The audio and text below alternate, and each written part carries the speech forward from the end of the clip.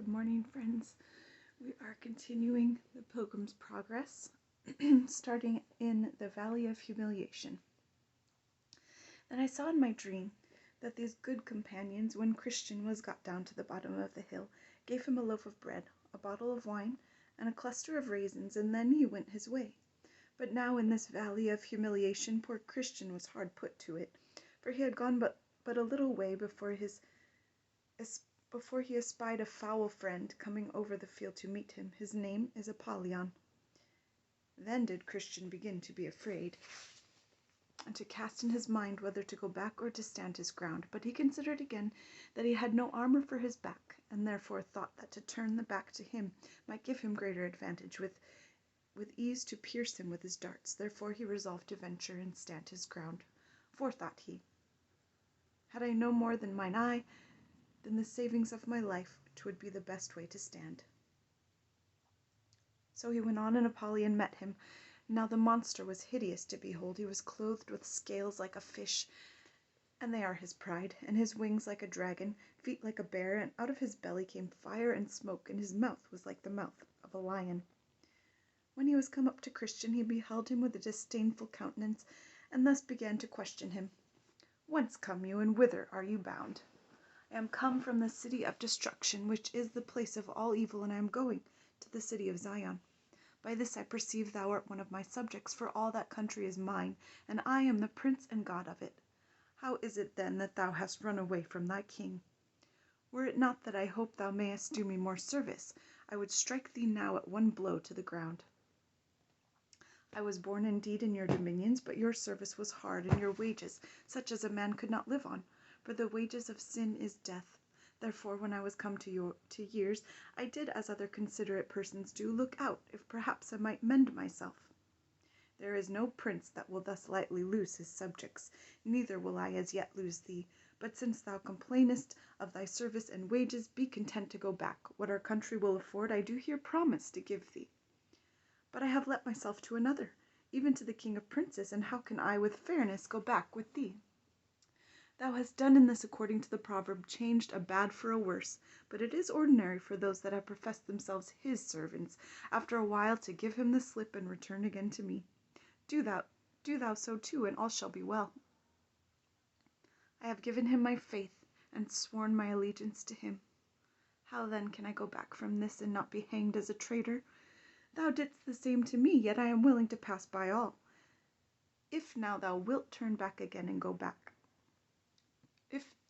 if now thou wilt turn again and go back, what I promised thee was in my non-age, and besides, I count that the prince under whose banner now I stand is able to absolve me, yea, and to pardon also what I did as to my compliance with thee. And besides, O thou destroying Apollyon, to speak truth, I like his service, his wages, his servants, his government, his company and country better than thine, and therefore leave off to persuade me further. I am his servant, and I will follow him. Consider again, when thou art in cool blood, what thou art like to meet with in the way that thou goest. Thou knowest that for the most part his servants come to an ill end, because they are transgressors against me and my ways. How many of them have been put to shameful deaths? And besides, thou countest his service better than mine, whereas he never came yet from the place where he is to deliver any that served him out of our hands. But as for me, how many times, as all the world very well knows, have I delivered, either by power or fraud, those that have faithfully served me from him and his, though taken by them. And so I will deliver thee. His forbearing at present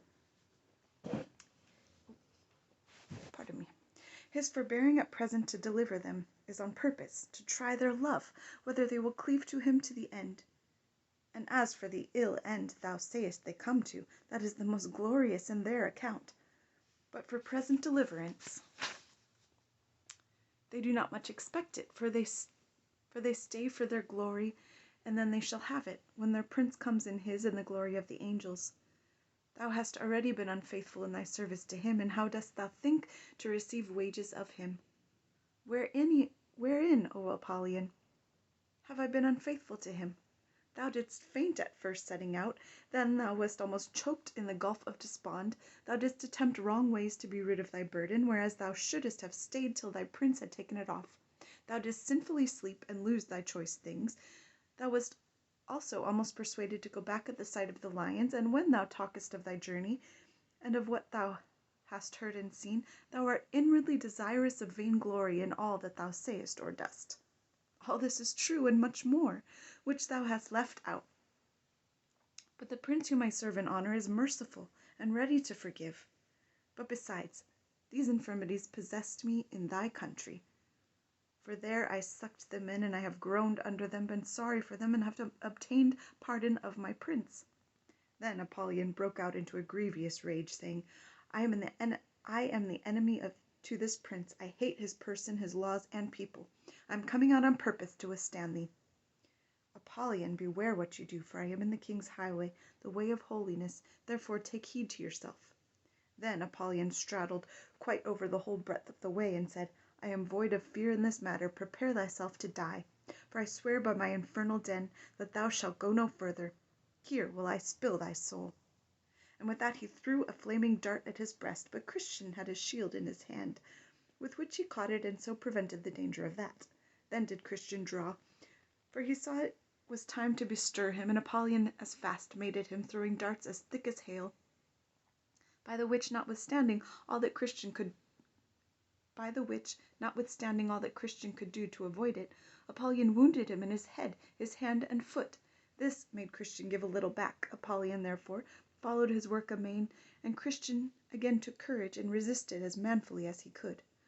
This sore combat lasted for above half a day, even till Christian was almost quite spent. For you must know that Christian, by reason of his wounds, must needs grow weaker and weaker. Then Apollyon, espying his opportunity, began to gather up close to Christian, and wrestling with him, gave him a dreadful fall, and with that Christian's sword flew out of his hand. Then said Apollyon, I am sure of thee now. And with that he had almost pressed him to death, so that Christian began to despair of life. But as God would have it, while Apollyon was fetching of his last blow, thereby to make a full end of this good man, Christian nimbly reached out his hand for his sword and caught it, saying, Rejoice not against me, O mine enemy. When I fall, I shall arise.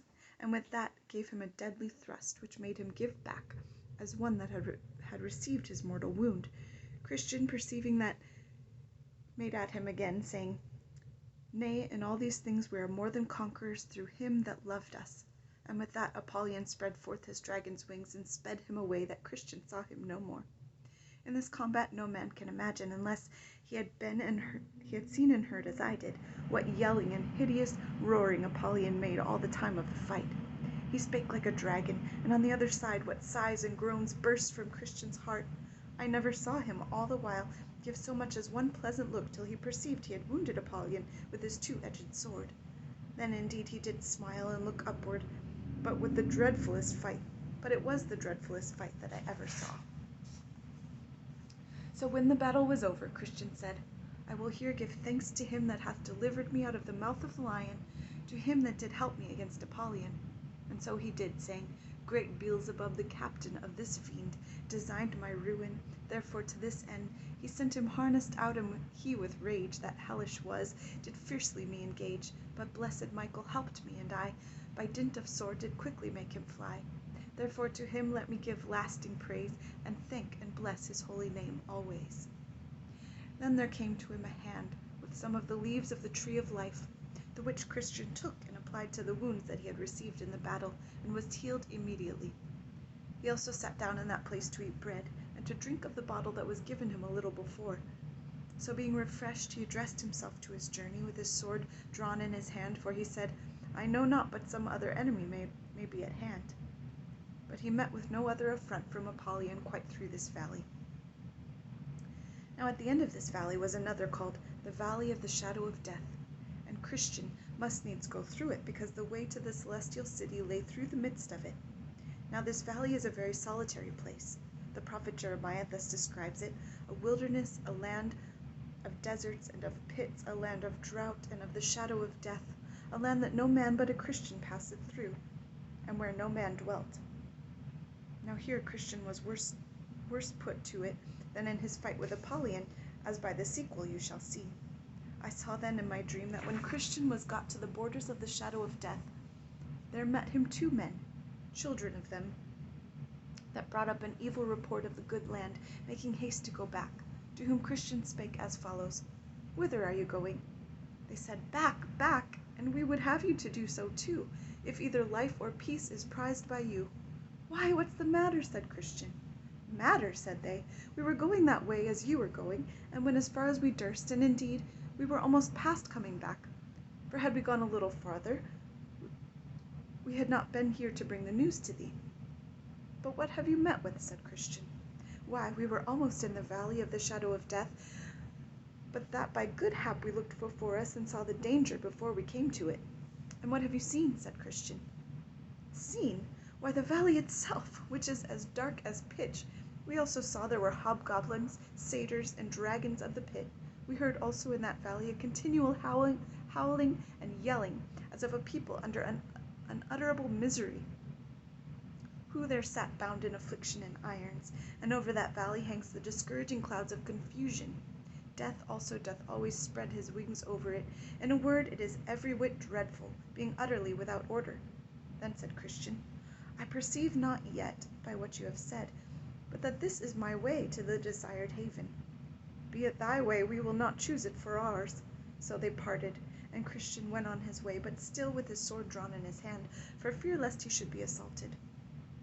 I saw then in my dream, so far as this valley reached, there was on the right hand a very deep ditch. That ditch is it into which the blind have led the blind in all ages, and have both there miserably perished. Again, behold, on the left hand there was a very dangerous quag, into which, if even a good man falls, he finds no bottom for his foot to stand on. Into that quag King David once did fall, and had no doubt therein been smothered, had not he that is able plucked him out. The pathway was here also exceeding narrow, and therefore good Christian was the more put to it. For when he sought in the dark to shun the ditch on the one hand, he was ready to tip over into the mire on the other. Also, when he sought to escape the mire, without great carefulness, he would be ready to fall into the ditch. Thus he went on, and I heard him here sigh bitterly, for besides the dangers mentioned above, the pathway was here so dark, that oft times, when he lift up his foot to set forward, he knew not where or upon what he should set it next. About the midst of this valley I perceived the mouth of hell to be, and it stood also hard by the wayside. Now, thought Christian, what shall I do? And ever and anon the flame and smoke would come out into such abundance, with sparks and hideous noises, things that cared not for Christian's sword, as did Apollyon before, that he was forced to put up his sword and betake himself to another weapon called all prayer. So he cried in my hearing, O Lord, I beseech thee, deliver my soul. Thus he went on a great while, yet still the flames would be reaching towards him. Also he heard doleful voices and rushings to and fro, so that sometimes he thought he should be torn in pieces or trodden down like mire in the streets. This frightful sight was seen, and these dreadful noises were heard by him for several miles together. And coming to a place where he thought he heard a company of fiends coming forward to meet him, he stopped, and began to muse what he had best to do. Sometimes he had half a thought to go back, then again he thought he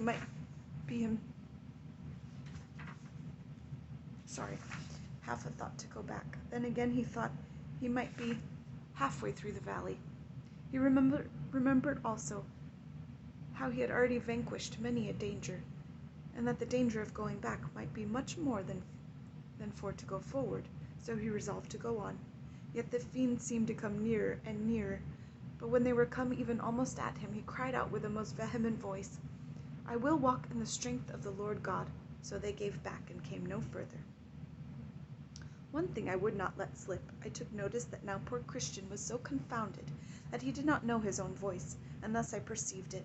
Just when he was come over against the mouth of the burning pit, one of the wicked ones got behind him, and stepped up softly to him, and whisperingly suggested many grievous blasphemies to him, which he verily thought had proceeded from his own mind.